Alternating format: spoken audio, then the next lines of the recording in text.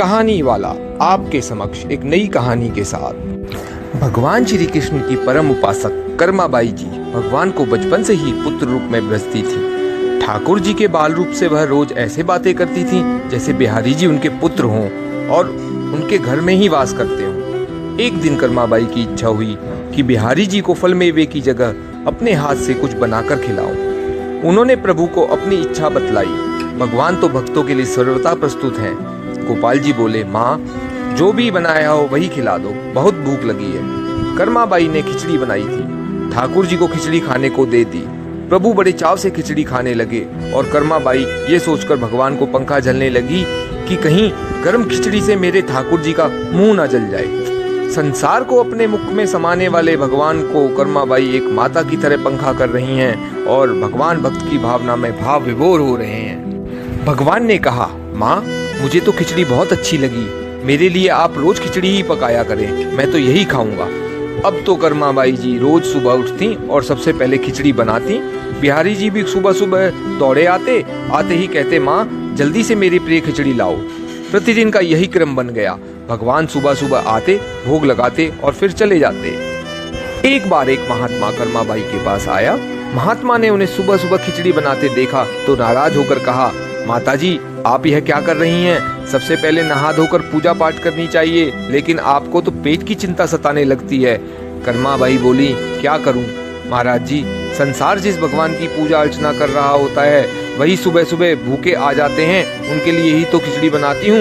महात्मा ने सोचा कि शायद कर्माबाई की बुद्धि फिर गई है, यह तो ऐसे बोल रही है जैसे भगवान इसकी बनाई खिचड़ी के ही भूखे बैठे हों।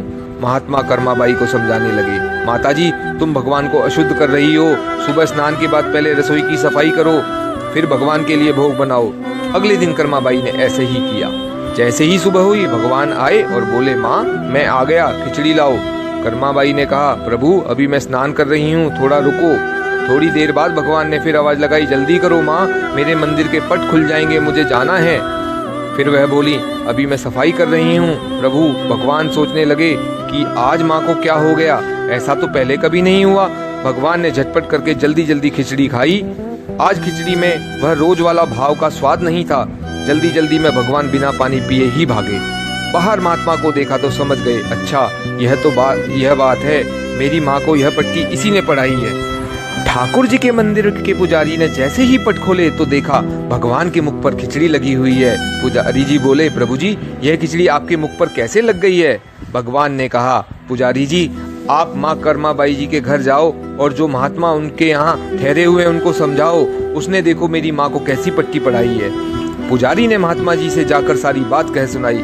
यह सुनकर महात्मा जी घबराए और तुरंत कर्माबाई के पास जाकर कहा, माता जी माफ करो, यह नियम धर्म तो हम संतों के लिए है। आप तो जैसे पहले खिचड़ी बनाती हो वैसे ही बनाओ, ठाकुर जी खिचड़ी खाते रहेंगे। एक दिन आया जब कर्माबाई के प्राण छूट गए। उस दिन पुजारी ने पट खोले तो भगवान की आंखों में आंसू हैं। प्रभु रो रहे हैं। पुजारी जी ने रोने का कारण पूछा तो भगवान बोले, पुजारी जी आज मेरी माँ कर्माबाई इस लोक को छोड़कर मेरे निज लोक को विदा हो गई हैं। अब मुझे कौन खिचड़ी बनाकर खिलाएगा? पुजारी जी ने कहा, प्रभु जी आपको माँ की कमी महसूस नहीं होने देंगे। आज के बाद आपको सबसे पहले खिचड़ी का भोग ही लगेगा। इस तरह आज भी जगन्नाथ भगवान को खिचड़ी का भोग लगाया जाता है। भगवान और उनके भक्तों की यह अमर कथाएं अटूट आस्था और विश्वास का प्रतीक हैं। जय जय श्री राधे। फिर मिलेंगे एक नई कहानी के साथ।